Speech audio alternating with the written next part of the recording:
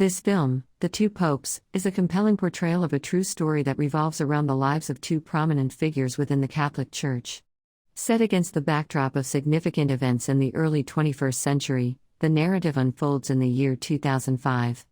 At this point, Cardinal Jorge Mario Bergoglio finds himself leading a public prayer session in the heart of Argentina's capital, Buenos Aires. Through his teachings during this gathering, he imparts valuable lessons and wisdom through an engaging story. The trajectory of the plot takes a profound turn when news reaches Cardinal Bergoglio about the passing of Pope John Paul II, a revered figure within the Vatican. This event prompts Cardinal Bergoglio to embark on a journey to the Vatican, where he intends to pay his respects and attend the funeral services that are being held in honor of the late Pope.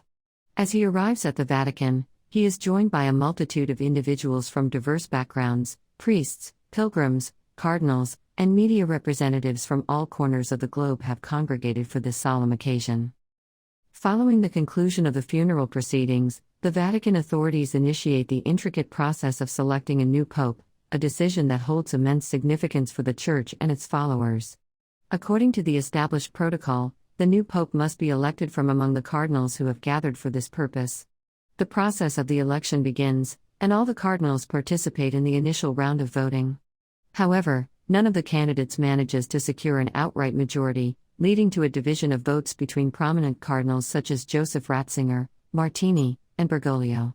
The signal of black smoke ascending signifies the absence of a clear consensus.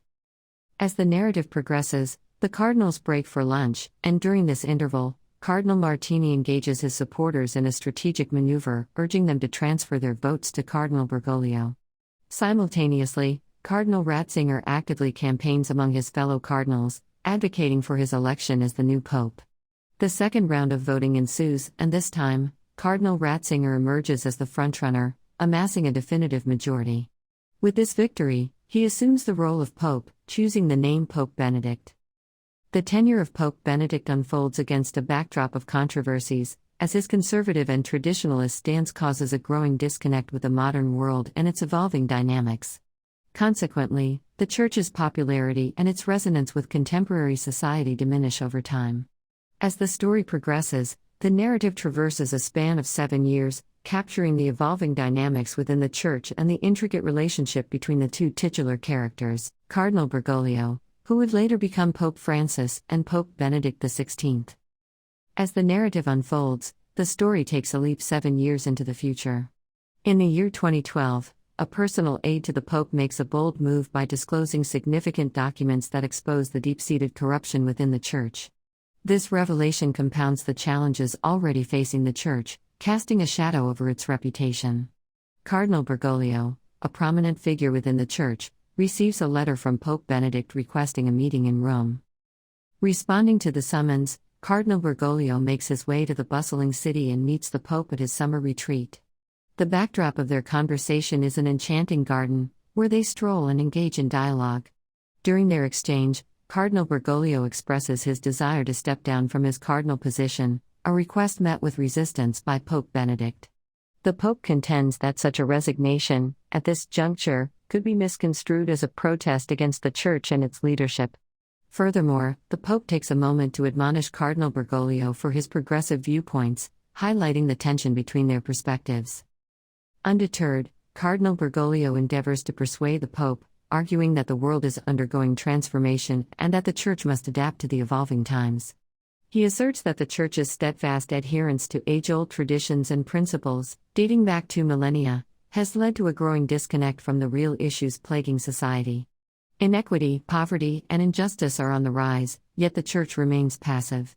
Cardinal Bergoglio doesn't hesitate to confront the Pope about allegations of concealing sexual misconduct scandals and failing to take decisive action. As the day wanes and night falls, the Pope and Cardinal Bergoglio partake in separate dinners. However, the conversation is rekindled in a more relaxed setting after their meals. In this informal exchange, the Pope confides in Cardinal Bergoglio that he has been grappling with difficulty discerning God's guidance. In response, Cardinal Bergoglio shares a poignant story from his past, harking back to 1956, when he was on the cusp of a life-altering decision. Working as a research assistant in an Argentine laboratory, he was torn between embracing a religious path or pursuing a different journey. One fateful night, While en route to meet his fiancée, he noticed a lit church and was inexplicably drawn inside. There, he encountered a priest awaiting a confessor, interpreting this as a divine sign. The priest's words convinced Bergoglio to officially dedicate his life to the church, leading him to cancel his marriage proposal. In the present moment, Cardinal Bergoglio asserts to the Pope that he now perceives a sign from God, urging him to retire from his cardinal position. This interpretation of divine intent informs their current dialogue. In a poignant gesture, the Pope sits down at a piano and performs a musical piece for Cardinal Bergoglio. The evening concludes with the two men enjoying a football match on television, sharing a moment of camaraderie amid the weighty matters that have occupied their discussions. In 1956, Jorge Bergoglio found himself employed as a research assistant in an Argentine laboratory. Amidst his duties, he wrestled with a profound internal struggle concerning whether or not to embrace life within the Church. This turmoil left him without any definitive guidance, leading to a sense of uncertainty. This uncertainty extended to his personal life, as evidenced by his proposal to a young woman one evening. However, fate took an unexpected turn. On the way to meet his intended fiancée, Bergoglio's attention was captivated by the illuminated windows of a nearby church. Intrigued by this enigmatic beacon, he ventured inside, and there he encountered a priest who awaited the arrival of a penitent soul seeking confession. This priest, seemingly in tune with a higher intuition, harbored the conviction that tonight would herald the arrival of someone seeking solace in confession. This conviction soon transformed into the belief that Bergoglio himself was the anticipated visitor. Engaging in a conversation with the young Bergoglio, the priest lent a compassionate ear to his spiritual dilemma. In a moment that felt serendipitous, the priest interpreted his own presence that night as a sign from the divine, suggesting that Bergoglio's path should indeed lead him into the realm of the Church. Convinced by this spiritual interpretation, Bergoglio felt a resonance with the priest's perspective and agreed that this encounter held significance beyond mere coincidence. This pivotal moment ultimately prompted Bergoglio to forego his impending marriage proposal, and he embraced the priest's counsel to officially join the Church. In present times, now known as Cardinal Bergoglio, he reminisces about the journey that led him to his current station, even referencing the concept of divine signs. Remarkably, the notion of signs persisted in his life, as he believed that a signal from God indicated his impending retirement. This interpretation, shared with the Pope, carried an air of momentous finality. In a poignant exchange between the Pope and Cardinal Bergoglio, a piano piece performed by the Pope symbolized the harmony between their shared paths. As their evening continued, they forged a connection through their mutual appreciation for the world's most beloved sport, football. In this juxtaposition of solemn reflection and shared leisure, two influential figures found common ground, underscoring the intricate interplay of life's intricate moments. The following day saw the emergence of a fresh scandal at the Vatican, prompting the Pope to quickly make his way there. Accompanied by Cardinal Bergoglio on a helicopter, the Pope's urgency was evident. Despite this, Cardinal Bergoglio once again expressed his desire for retirement, and requested the necessary paperwork be signed. Regrettably, the Pope chose to overlook this request once more. Upon their arrival at the Vatican, the Pope swiftly headed to his office, where arrangements had been made for Cardinal Bergoglio's stay. After settling in, Cardinal Bergoglio treated himself to a pizza and a coffee at a fast food establishment by the roadside. Later, he entered a restaurant to watch a football match. When an Argentine player scored a goal, Cardinal Bergoglio offered up a prayer for him. Not stopping there, he also included a prayer for the Pope. However, a certain individual within the audience took offense and directed abusive language toward the Pope, referring to him in derogatory terms. This hurtful incident left Cardinal Bergoglio disheartened as he witnessed the Pope's dignity being tarnished right within the heart of the Vatican. The following morning, once again, the Pope and the Cardinal convened within the solemn walls of a church. This time, a pivotal conversation unfolded, during which the Pope chose to divulge the underlying motive propelling this clandestine meeting. He spoke with a mixture of gravity and resolve, revealing a forthcoming decision that held the potential to reshape the course of the papacy. In the coming months, the Pope solemnly declared, "I shall step down from the role I have upheld for years, relinquishing the reins of leadership." His words reverberated through the hushed sanctuary. For Cardinal Bergoglio, this revelation was nothing short of astonishing, sending ripples of shock coursing through him. The sheer enormity of such a revelation seemed almost inconceivable, For the papal office had, for centuries, been synonymous with lifelong dedication. A pope's tenure was traditionally expected to extend until the end of their days, an unbreakable bond with the papacy's ancient traditions. However, Pope Benedict was poised to challenge this entrenched belief. To rationalize this momentous decision, he turned to history, recounting a distant tale dating back 7 centuries and 2 years. This historical precedent, Pope Benedict asserted, illustrated that even within the realm of papal responsibilities, flexibility occasionally prevailed. Yet Cardinal Bergoglio found himself grappling with deep-seated reservations. The notion of assuming the exalted position of the Pope was overwhelming in itself. These concerns found a voice as he articulated his misgivings: "I cannot take on this mantle, as my past bears shadows that I cannot ignore." His voice carried the weight of history, a deeply concealed chapter that had remained hidden within the folds of time. As the cardinal began to unburden the concealed narrative, he took his audience back to the tumultuous year of 1976, when he held a position of authority over Argentina's ecclesiastical hierarchy. Those were dark times marked by the iron grip of a military coup that dismantled a democratically elected government, setting in motion a harrowing era of blood-soaked military rule. The casualties were many, among them priests and nuns who had dared to oppose the iron-fisted regime. In a bid to staunch the violence, Cardinal Bergoglio had undertaken a clandestine negotiation with the military junta. He proposed an accord that would protect the churches from attacks in exchange for his public denunciation of Marxism and a rallying call for acceptance of the new political order.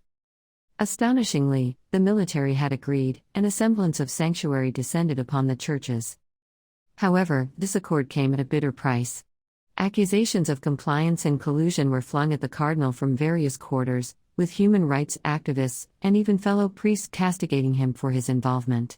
Some viewed his actions as a Faustian bargain with a devilish military force that had unleashed brutality on civilians. Even within his own ranks, dissent brewed. A faction of priests deemed this compact anathema to the tenets of their faith, choosing to defy the military rule rather than tacitly condone it. They denounced Bergoglio's approach as a betrayal of their calling and publicly confronted him, demanding his resignation from his position of authority. Cardinal Bergoglio's efforts at persuasion faltered, and eventually, he made the heartbreaking decision to sever these priests from the Church, believing their advocacy of violent resistance to be at odds with the teachings of Jesus.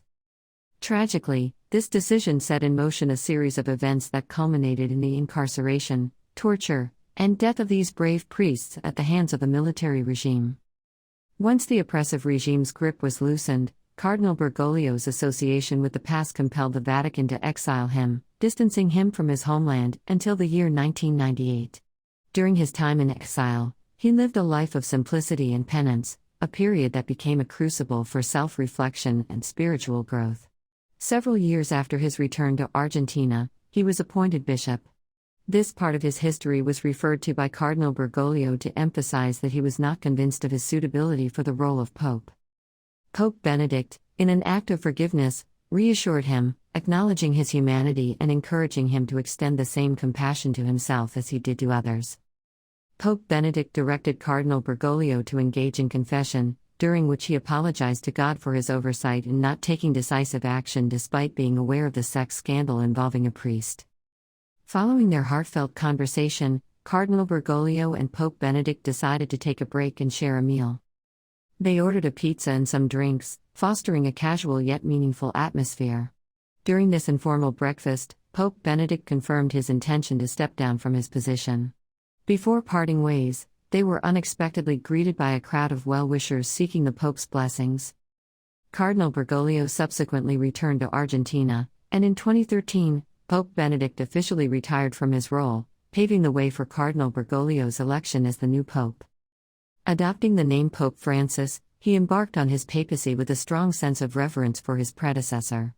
In his inaugural meeting, Pope Francis offered prayers for Pope Benedict. Throughout his global journeys, Pope Francis actively promoted his principles of justice and equality. Both popes found enjoyment in the 2014 World Cup football match between Argentina and Germany, underscoring their shared passion for the sport. Pope Francis introduced notable changes within the papacy, including his public acceptance of the Big Bang Theory and evolution. He also embraced social media as a means of outreach, demonstrating a modern approach to spiritual leadership. Remarkably, he utilized the Pope mobile without bulletproof shielding, showcasing his approachability and trust in the people he served. Beyond his spiritual duties, Pope Francis emerged as a fervent football enthusiast, endearing himself to fans around the world. This narrative captures the remarkable journey of Cardinal Bergoglio's transformation into Pope Francis, characterized by forgiveness, humility, and an unrelenting commitment to both his faith and his fellow human beings.